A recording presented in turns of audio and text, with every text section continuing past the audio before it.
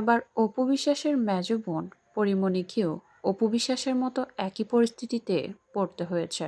অপু বিশ্বাসের মতোই বুয়া বুয়া স্লোগানে পরিমণিকেও কাটতে দেওয়া হয়নি ফিতা, যার কারণে এক প্রকার বাধ্য হন তিনি শোরুম উদ্বোধন থেকে বেরিয়ে আসতে। অপু বিশ্বাসের মতো পরিমণিও যেন রীতিমতো নাজেহাল অবস্থা জনগণের সামনে। ঠিক কী কারণে পরিমণিকে ভুয়া ভুয়া স্লোগান দিয়ে শোরুম থেকে বের করে দেওয়া হয়েছে সে বিষয়ে কিছুই জানেন না পরিমণি।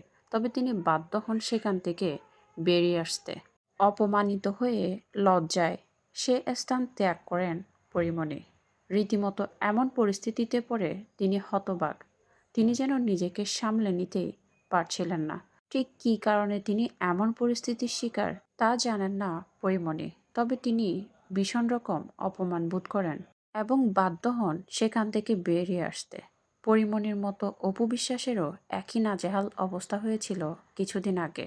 এরপরে অপু বিশ্বাসকে আর দেখা যায়নি শোরুম উদ্বোধনে।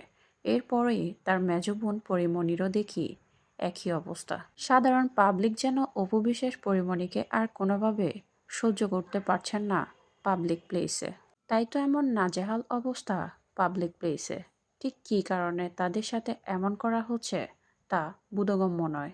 অপু বিশ্বাসেরটা মানা গেলেও পরিমণির এমন পরিস্থিতির জন্য অনেকেই মানতে পারছেন না কোনোভাবে। কারণ পরিমণি সবসময় সত্যের পথে ছিলেন। কিন্তু সে পরিমণির এমন নাজেহাল অবস্থায় পড়ার কারণ বা কী জানতে চাইছেন পরিমণি।